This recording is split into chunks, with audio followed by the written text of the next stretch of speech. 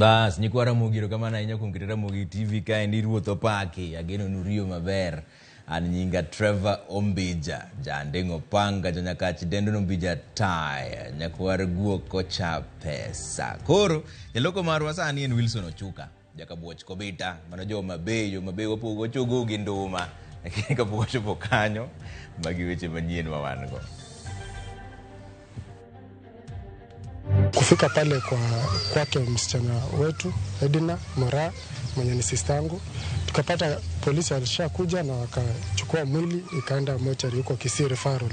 So nilifuata hadi pale na nikahakikisha kweli sister yangu ameuliwa. Obila omako jago meitudo gi nek mar chiyo wadgi kod nyithinde ariyo. Kawuono gokinyi gimoro saa 12 to anwang'o report na achiel kuomwa Nyasaye okawo to paro nitie ni kamoro okotho e yo maber. Jopiny manot seme ogolo ywak e wi rochruok mar arita e kinde manonro dhi nyime e wi gimokelo tho mar jalup ruoth margi.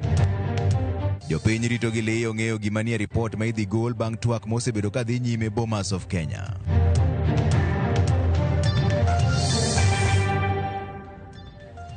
Warwaku joka madwaero winjo pachwe mbaka mwadhi goyo sani 2:06 kaka nyalo yudo wachaka ni weche ma inyo chuny ka endi ni obila e boma mar Rioma ogeng'o ne achich mitudo gi nek mar chiyo wadgi kod nyithindo wadgi ariyo kaluwore gi ywaruok mar dala.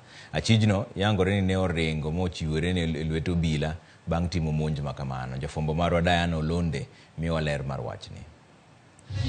E kar sang'wen mar okinyi warado gi anyuola mar Patrick Migosi kagine tesendo bila Marioma kae ema achich Alex Sayata ogeng'ne bang' tude kod nek mar yuore to kod nyithind yuore no. Wachore ni Ayata no manore gi opanga mabith manyo monjo go yuore no gi nyithinde ariyo dhiambo mar chieng' tich ariyo kendo chadho gi matindo tindo. Mae nikech gwandruok mar laro lowo e kinde kod wadgi maduong' maen Patrick Migosi. Mama watoto akanipigia simu, mama wa shamba amefika. Tufanyaje? Nikamwambia mwambie atulie, ikifika saa 7:30 hivi nitakuwa nimewazili hapo, tuende huko tuone hiyo shamba. Mama watoto akakata simu. Kukaa kidogo simu ikalia tena. Kimbia, mama watoto ameuawa na watoto wote. Nilisema kenye nafanya, nilikimbia kufika nikapata mama watoto akona macho akaniona menya niona alisimia. Achichno manyaka sani ni elweto bila bang' chwalore tesendo bila kendo yangore kaka jalno mane onego wedene. Iwacho ni osebedo ka ogolo ote mag buogo wadgi chakre chon. Baba yake amekuja kwangu mara nyingi akiniambia huyu mtoto alinifungia nyumba akaweka moto nikasaidiwa. That was threatening the members of the public. Then before the officers reached to the scene, the man went missing. He hid somewhere. Then at around 8:15 in the evening, that is PM, he reserviced at Rioma police station. Sasa sijui nini mbaya kwa hiyo kijana, na alikuwa anataka kuua hiyo kijana na bibi yake yote, au kuwa anataka kuacha hiyo familia, alikuwa anataka kumaliza, lakini ikakuwa bahati nyingine kijana batikana amesafanya nini, amesatoka. Egweng mabigege kama masira no timore wuoch nyithindo kede kendo penyo ling. Gweng mamarani osebedo e para manyime weche mag njore to moloyo lwenje mag kit chwech kakoro jodak makoni dwaro mondo nywak lwedo mati monone winek mathoro timore koni kinde ka kinde. Uchungu sana, boma kama inaangamia mama na watoto wote. Ni uchungu sana. Kama serikali ijaribu kuangalia kitu ili haki fanyike kwa yule msichana na watoto wake.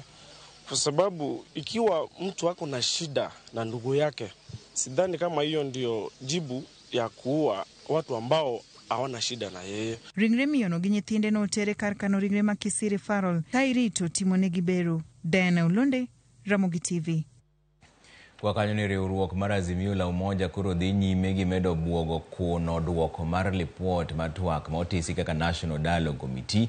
Ponono ni lipodno okoloso e wi okenge mag duoko piny pek mar ngima. Azimio kano telne gi jatend ODM Raila Odinga olero ni weche mane omi pek e twak nyaka ket nyime eka gibiro rwako repodno.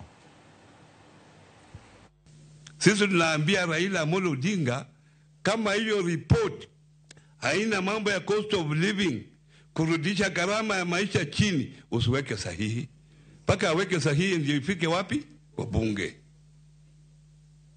Ya pili ni mambo ya IBC, kwa sababu tunataka wananchi wakipiga kura inahesabiwa, unajua nimepiga kura yangu imehesabiwa vizuri.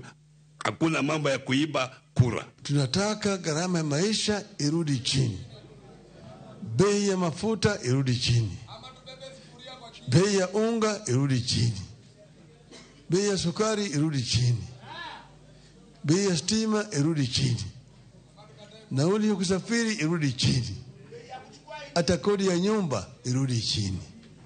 Jatend riwruok mar Azimio la Umoja Raila Odinga ne oyudore kama tek to kweth mag jodolo mawuok e kar dak mar Westlands temo sunde mondo puodh jaod bura ma Westlands Timothy Wanyonyi ne dwaro mare mar bedo gavana ma Nairobi e yiero mar higa mar 2027.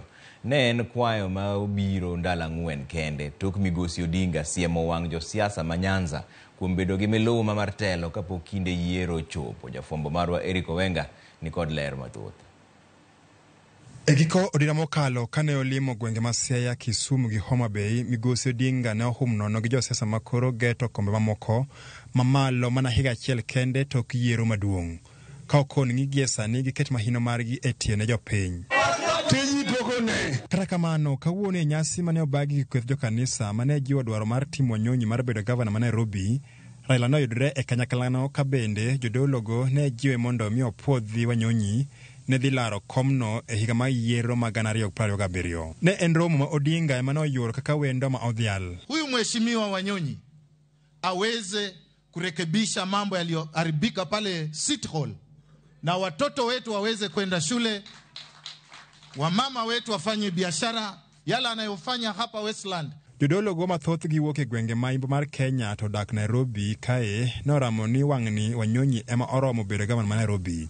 E yiero mokalo, Wanyonyi ne ochako dok manyo kom mar od bura ma Westlands tok riwruok mar Azimio ne ochopo e winjruok ni Polycarp Gadhi ema fwadho bandera mar Azimio kokalo e otiko mar Jubilee. Ukituona hivi mheshimiwa Raila, sisi ni hatari sana. Hii ni makanisa karibu 100 iko hapa. Na tukiamua tuanze kampeni ya kufanya mtu akuwe governor, 2 days timu yako governor wa Nairobi. Na Honorable Tim is a leader who is not tribal. Honorable Tim is a leader who is organized, a mobilizer, and educated. Migosi Odinga kano yudo thuolo mar twak e romono nomedo gido i wach manyocha owacho kaloni ok owinjore tim siasa ma omondo kapok kinde yiero ochopo. Juzi nilienda kule Kisumu, nimekuta mtu ambaye alichaguliwa kama MCA. Yeye anatangaza ati mimi nataka kuwa mbunge. Mwaka mmoja limepita hajafanya kazi kama MCA. Watu hawajaona. Nikamwambia kazi yako ya MCA nitakuuza wewe ukitaka kuwa mjumbe. Ngoja kwanza fanya kazi kama MCA mpaka 2006 uanze kampeni. Migosi Wanyonyi mane dhialo to ne okowuoyo e paro makamano kata kodoko ni Odinga nosunge ka jatelo ma ogeno ahinya kalore kod tije. Wakati ni sasa. Na nyinyi wenyewe mumeamua, sivyo? Yeye ni mtu ambaye anajua kazi yake. Yeye ni mtu kwanza amesoma vizuri, anajua mambo ya sheria, anajua mambo ya uchumi. Mtu kama huyu anaweza kufanya kazi kubwa zaidi. Eric Owenga, Ramogi TV, Nairobi. Jachiw wach e lo sirikal Isaac Mwaura osiro limbe mag jatend piny Kenya William Ruto e pinje maoko ka olero ni gikelo dongruok e yor pesa madonje pacho kaendi. Mwaura ne oyango ni limbe 39 ma jatend piny osetimo e pinje maoko biro kelo siling ma ok tin ne $2 trillion. Mwaura bende ne oyango ni sirikal otiyo kod omenda mar gayo nengo mauta kaka achiel kuom yore mag kedo kod pek mar ngima. Bende nochako puoyo jopiny kuom wuok oko kendo pidho yien chieng' wuok tich e pacho kae mangima.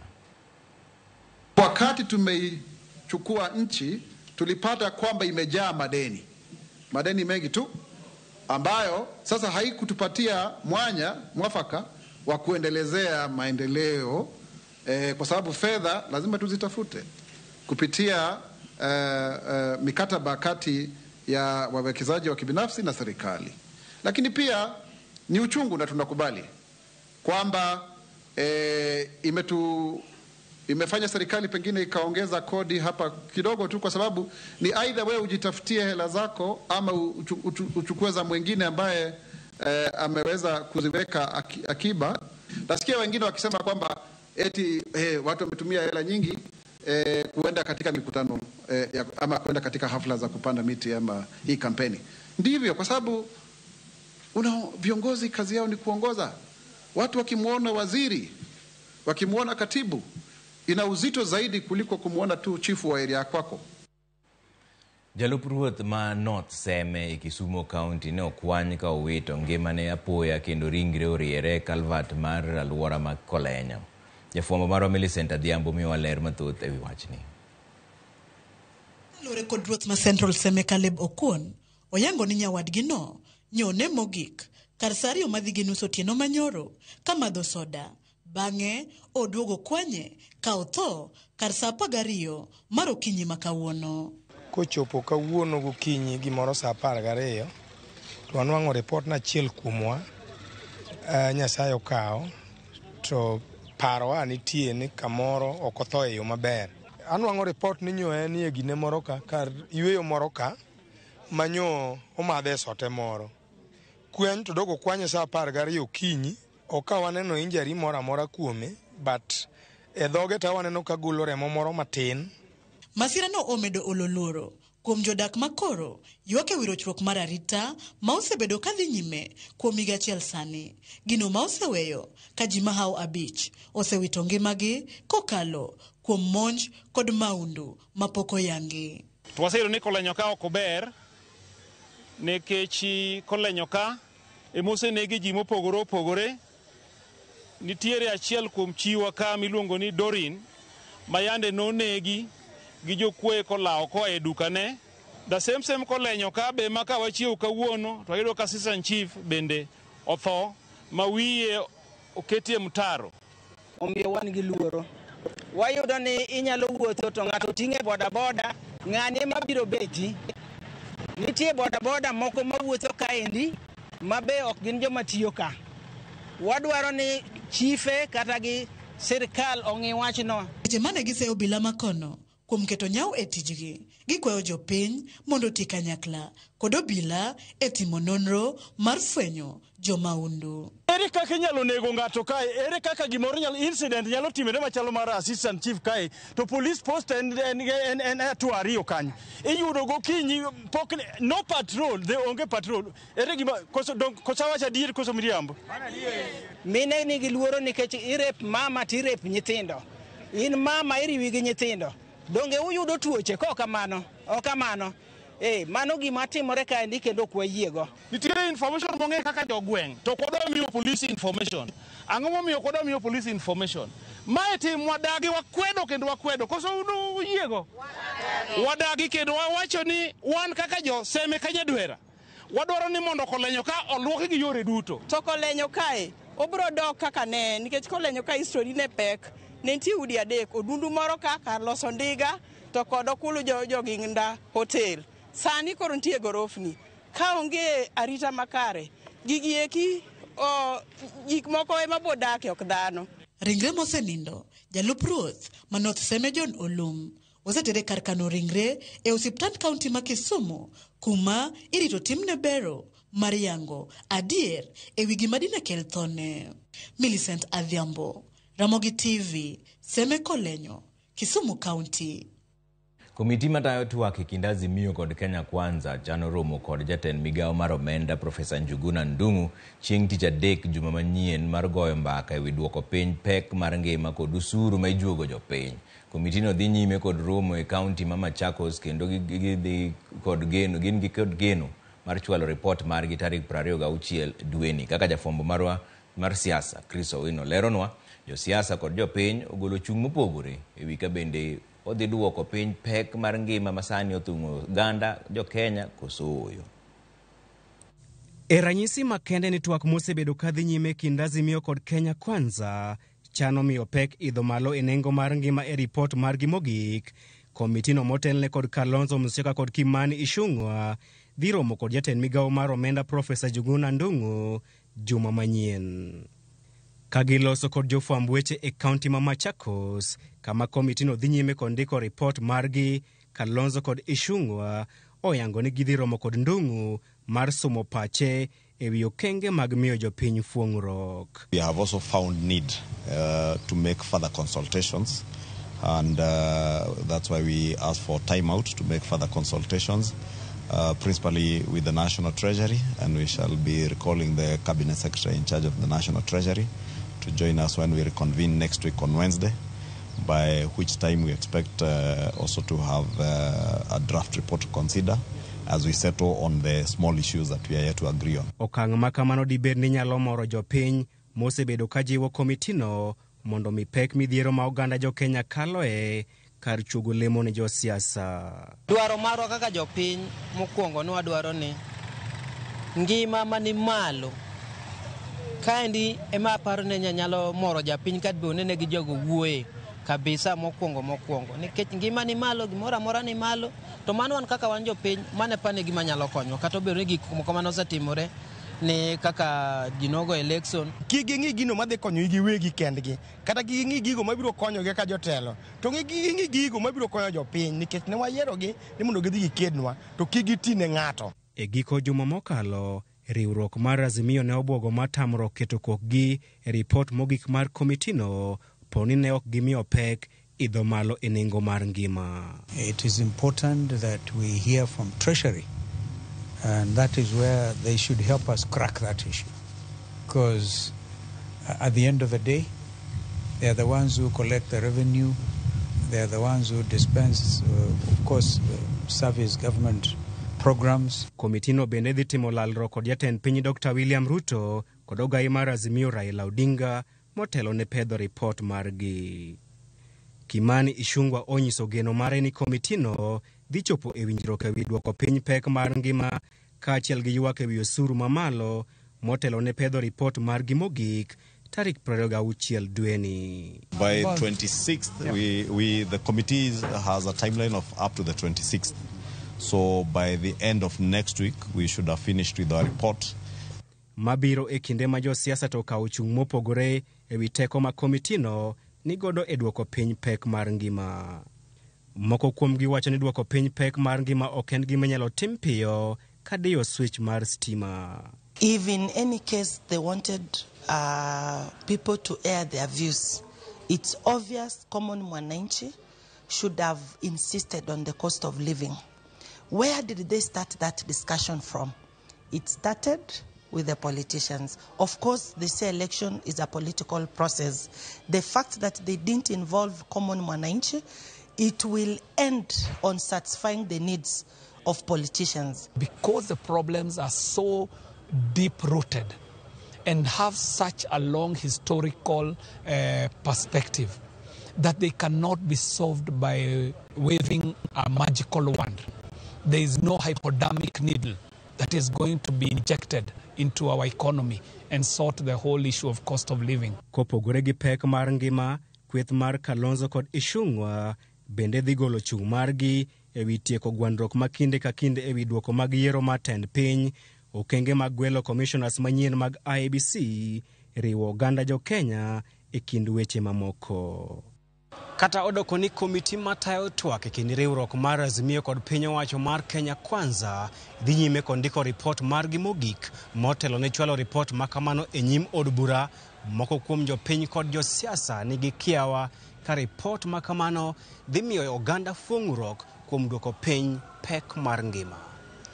Chris Owino, Ramogi TV, Parliament Buildings, Nairobi. So wadhi yweyo moro machuok waduogo to pod wadhi mbele gi weche manyien ma wan godo Ramogi TV kaneno kuoro pachwe mbaka mwago sani ni 2:6 nonone kaka nyalo yudo waneno Ramogi TV. An Pastor Omondi otiche mar game monyenyore Musnach Bishop mar Odhiambo Gora gi jagoro Samuel Atongo gi Lilian Ogesa. Erokamano ahinya. Ramogi TV Trevor nini makare sana Rapogi Kanyamkago ka ndio siepa ma Otis Tenga Oganyo mar Rapogi Kanyamkago. Erokamano ahinya Otis kuom keto Ramogi TV ka ndie. An baba nan kan katito Ramogi ler ago mos ni wuoyi wadwa no moneg minode kod nyithinde. Nyasaye mondo konye pinye marumo. Erokamano ahinya mos na jonya kach kanyo baba nan Senior brother Mr. Ombija winji makakare ta winjo ka Mwaura wacho gimoro malet ni president osetiyo kod trillion 3 mondo kel ne jo Kenya trillion 2 ma iluongo nang'o ya bottom down kuso up mane gichiko wacha no wacho ni wuodhe mag president mokadho 39 gosekelo trillion 2 dalaka mano mbaka ma ene mowacho chon. Koro sani wadhi yo moro machuok waduogo wadhi mbele gi weche manyien. Naneno ka makamu bende nitiere kanyo gona mbaka ka hindi makamu ora ne mbaka winji ni wacho nang'o ero kamano wanende bang' dakika matin.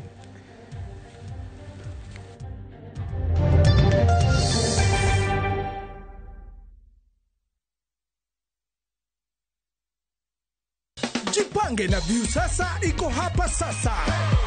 Jishindie maelfu ya pesa kila siku kwa kutazama content kupitia View sasa kwa shilingi 50 pekee. Kuna mshindi wa shilingi 1,100 kila siku, 1,500 kila wiki na mshindi wa grand prize ya shilingi 3,000,000 cash money. Kushiriki, piga *487*3#. Chagua Jipange na View sasa. Kisha chagua video package, ujipatie points na uongeze uwezekano wako wa kushinda mamilioni. Hakuna kudownload au kusubscribe. Unaenda tu nywe. Jipange ushinde mamilioni na View sasa. Mamilioni. Sheria na masharti kutumika. Imeidhinishwa na BCLB number 2978.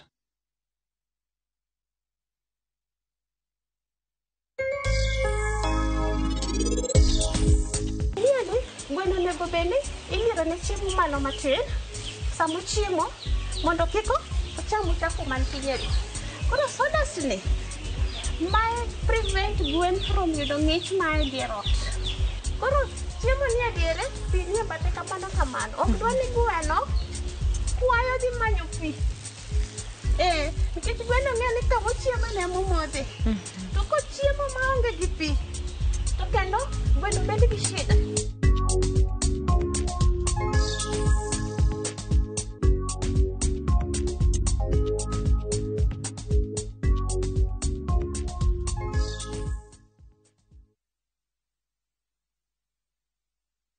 Royal Mabati Limited wase yepo Kisumu City. Wan kod mabati marang'iny mare ni malo, otegno, nengone yot kendo gore piny. Yud ber mag offers ma wan godo sani mag gauge 30 kido mar profile gi siling 388 kuom mita. Roman tile gi siling 621 kuom mita. Stone coated tiles madhi gi siling 725 kende kuom pisa achiel. Kanyakla gi nengo mogore piny mar chumbe wi tado kido mag light gauge steel trusses manegone sani waketo maromre kod bap tado mag timba magedo. Funde duto nyalo limo bede wa Mama Njit House mayudore Accra Street apaya ma Paul Mboya Road. Gochie 072 638 mondo kelni nono maonge chudo kuom seche 72.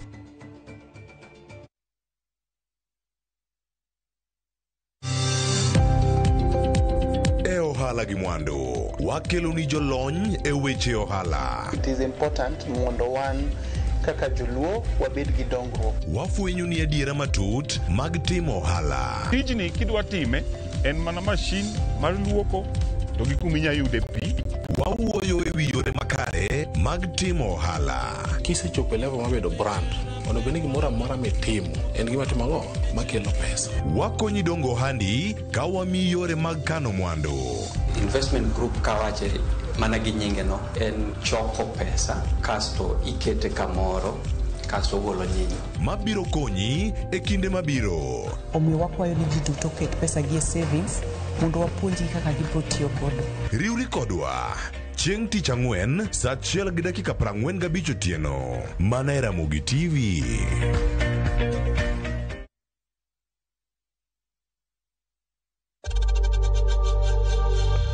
We know times are tough, so save money by buying airtime from M-Pesa to any network with zero transaction fees. Dial *487*2# and get your airtime PAP with zero transaction costs.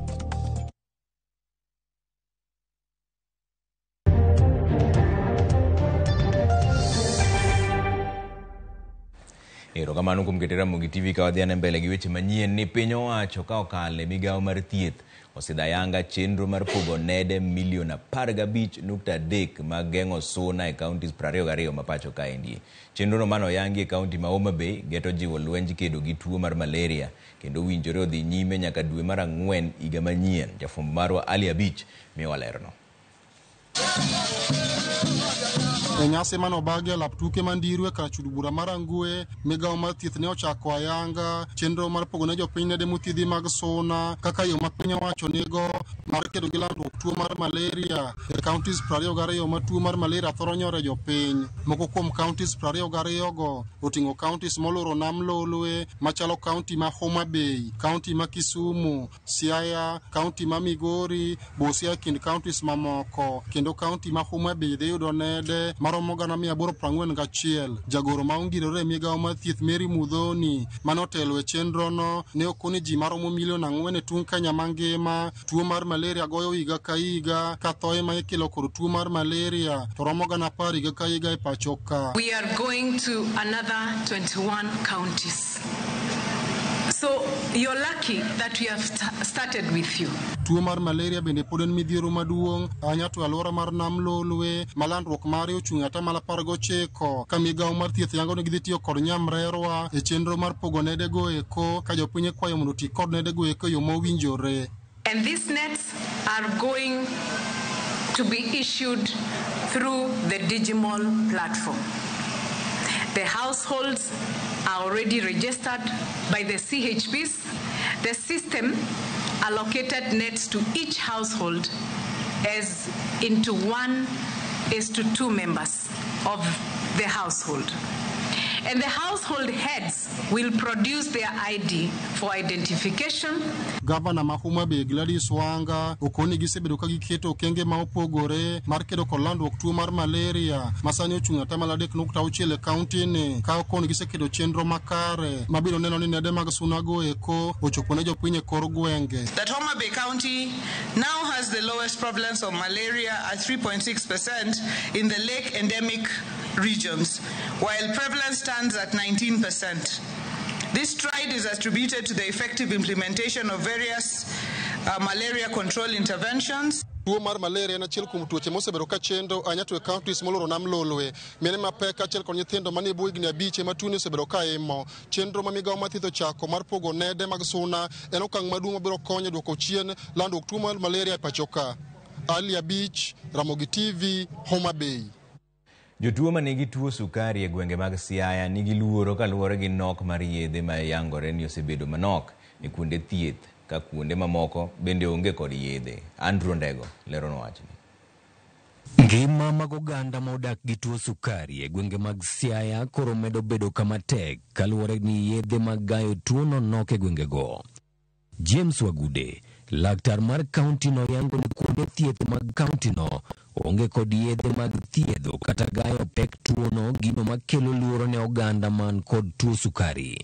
So most of our patients, we spend time telling them chukweni cardia NHIF so that all your treatment is free. So when they come to the hospital and ask me, daktari, dawa zetu ziko wapi? I really have nothing to say, and it's a problem that has been getting worse.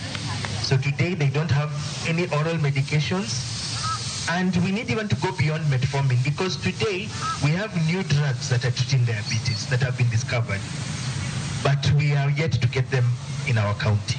Kata kamano, Wagude yango ni kata obedo ni nitiere nok mag yedhe, tend county no ka okale migawo mar thieth ochako chenro mar rakore gi tuo no e kind tuoche mamoko. A lot of things have changed, mostly for the better. Even here in Siaya, we've seen the number of diabetics double and triple since 2012 when I started.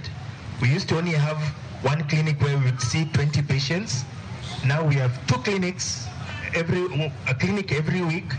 We used to have one clinic every 2 weeks, but now we have a clinic every week where we see 40 to 60 patients. Scholastica Mwende, apisa mar migawo mar thieth pacho ka dwaro mondo tend county no wuog oko mar keto kenge maong'ith eneno ni yedhe go yudore mar chiwo resruok gi geno ne oganda go. Olero ni kaka sirikal medo keto kenge mar bero chenro mag thieth tuo sukari e kor gwenge ma pacho ka owinjore tend counties bende wuog oko mar siro chenro ma kamae bero chenro mag chwalo thieth ne oganda. So the burden of diabetes in our country is high. And as our patients talked about, really a problem of out of pocket, we know this is really a great problem that is affecting actually people living with NCDs in this country. It's pointless paying for that insurance, and when you come to the hospital, you don't get that medication. And it calls upon the counties to really try and support the patients so that they can get their medication where they are. Korka kore, Director mar chenro thieth e County ma Siaya, Kennedy Orenjo, osingo ni tend county no timo duto e bero wach rakore gi tuo mar sukari e gwengego. This is just something that needs follow-up, so that we're able to get enough drugs. So we are committed as a county that we're going to make sure that this happens. And of course, our patients do not really need to go far and wide to look for these medications if at all we can be able to provide. And we should work together to be able to reduce this and of course enhance the bit on care and access for diabetic services. Odiochieng tuo sukari ne ohing nyoro kathoro mar wach ma higa ni ne neno ni jotuo mag sukari duto yudo konyruok makare e yor thieth. Andrew Ondego, Ramogi TV. Mwangi e jaloch manyien e piem mar Jipange na Viusasa. Nyaka sani piem mar Jipange na Viusasa ma juma ka juma oseyudo joloch 7, kamoro yudo omenda maromo siling 1,500. Piem ma pile ka pile oseyudo joloch 49, kamoro yudo omenda maromo siling 100,000. Piem no dhi nyime nyaka tarik 26 dwe mar 12. Mondo mi donji tugo mar Jipange na Viusasa, go namba mar *487*#. Kwanza sikuwa naamini, lakini vile mlizidi kunipigia nikajua nijipange na Viusasa.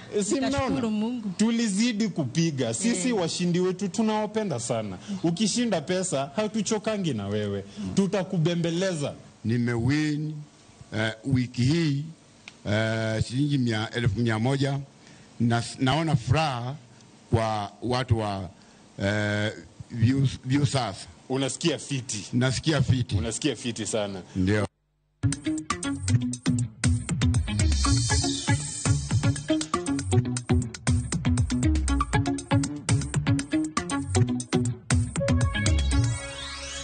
Wadonja ne weche ohala ni yangore ni pi odok chien e yawo ma Masinga kar odok ni koth to medo chwe e gwenge ma pacho kaendi. Kambi thedho teko stima KenGen bende koro wacho ni pod githedho teko maromo jo Kenya te. KenGen okwedo ripode ma lieko ni yawo ma Masinga opong' kendo kelo ula e alwora mare. Tend kambi mar KenGen wacho ni Masinga ok nyal kelo ula ni mar pi masani ni e yawo ma Masinga pod nok. Bende giyango ni nitiere okenge mag jiwo teko mag githedho godo kokale tiyo kod teko mar chieng' kata sola.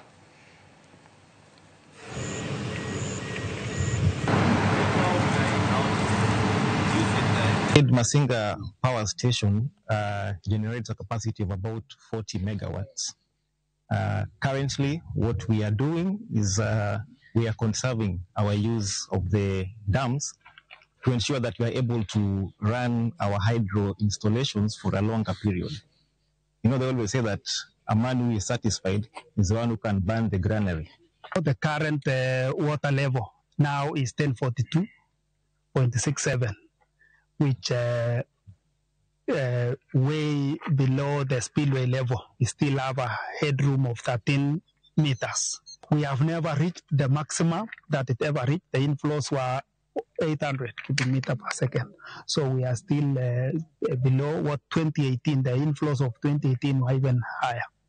So now you can see it's very much below the spilling level. Piny owacho mar kaunti ma Migori ka otenore kod riwruok mar First Bridge Foundation ochako chenro mar jolo jopur mawuok e familia 500 e kaunti no makoth mapek machwe kinde ni oseketho puothegi. Jafombo marwa George Juma mewaler.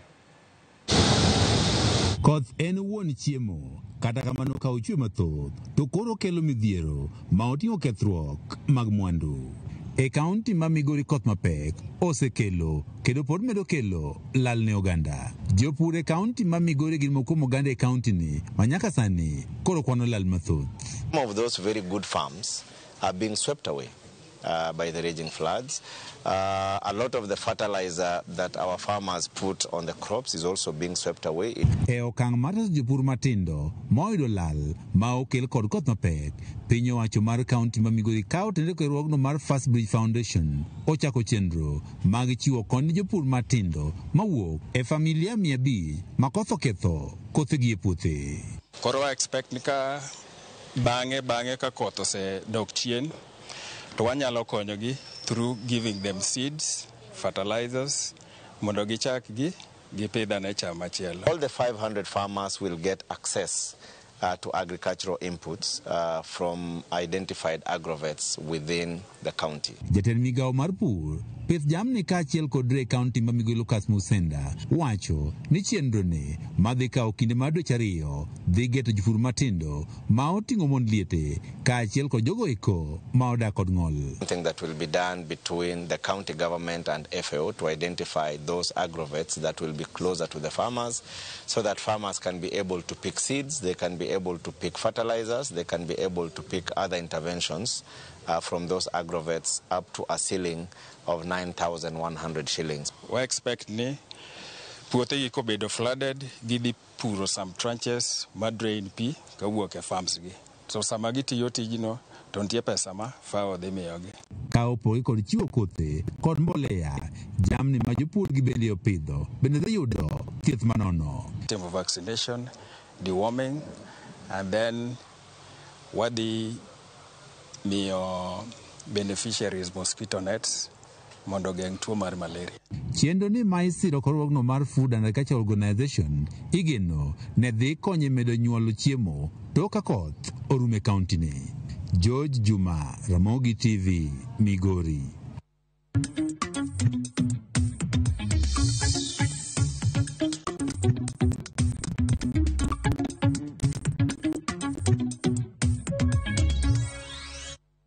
Aya wadhi yueyo kendo moro machuok taneno ka makamu ka ni Kisumo kanyo oro ni moso siepna owacho ni president wuotho gi 2 trillion e pinje maoko to duogo gi nothing. Ka president otame to wene Raila, mano makamu.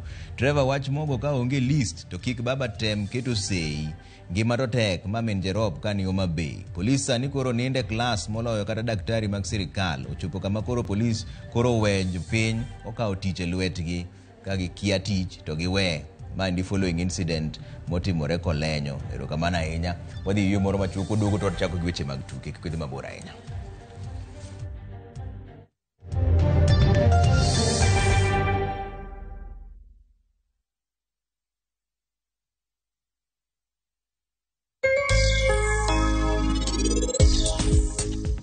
Dawe baba. Nyaki chiemo mokwongo eka imadh kahawa mama hero wacho. Nikech kamadho kahawa sani an ok abi chiemo. An ang'eyo mano nyathina.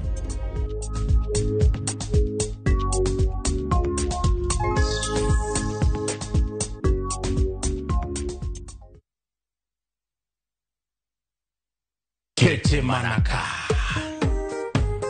Ochopo sama koro. Ramogi TV yango hike mar 2 yamo. To mae ok nyal timore kayonge kaka jaera marwa. Tarik 1 dwe mar 12. Koro wachwake to mana maber chuth. The Garden Bondo. John Junior. Kod BV Band. Biro chwako budho nyaka che.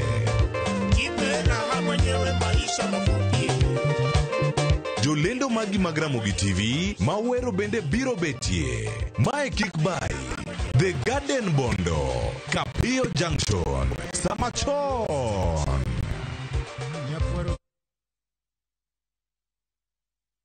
Next on Shambala Wanyama.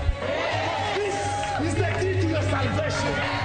You cannot sell holy water and say that you care.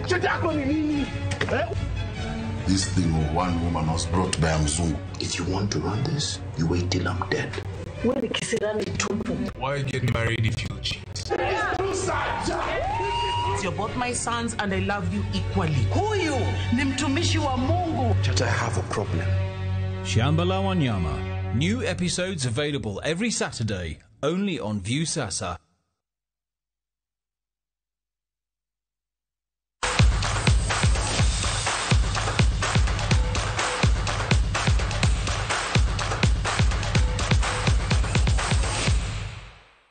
Bas wadonja ni weche mag tuke ni tim mar adhula mar Kenya Harambee Stars osechopo e piny mar Gabon bang' wuok e pacho kae ndio kinyi ma kawuono. Kenya kinyi nogoche gi Gabon e laro thuolo mar dhi e tuke mag World Cup ma higa mar 2026. Bang' tugono e kind Kenya gi Gabon, timno biro dhi e boma ma Abidjan mani Ivory Coast kama gidhi gocho gi tim mar Seychelles wuok tich ma juma manyien.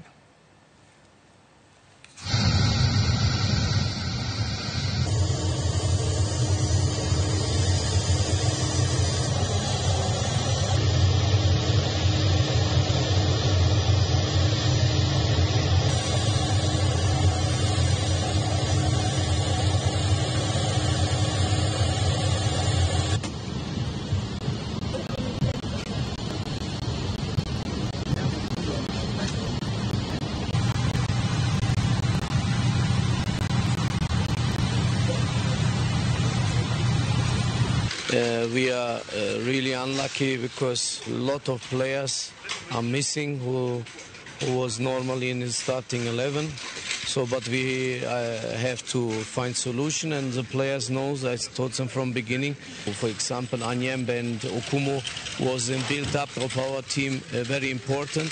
So we need to find solutions, and then one of the most important solution is that the team shows character, how they have shown in other matches too.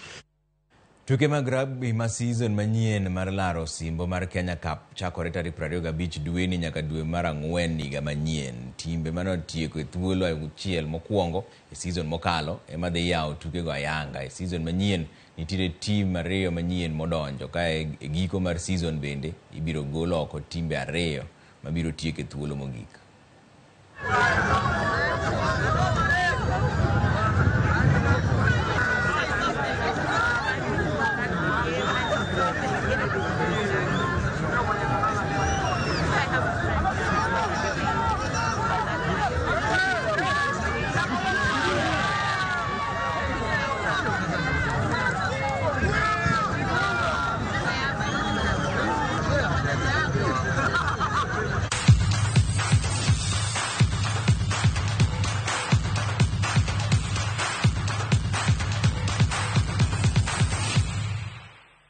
Mane kama we chenro marwa ka Nyasaye ywe to biro duogo kendo saa 3 ne director mara Lindsay Kasoha wacho ni erokamano. Nyasaye ubed kodi. Cliff Ochuka Wilson Ochuka ne jaloko marwa kawuono jaka buoch kobita Homa Bay. Nyasaye kuyie to biro duogo kode kendo saa 3 kanto nyinga Trevor Ombija jandingo panga jonyakach deno Ombija taya nyakwar guok kocha pesa. Wanere bang'e.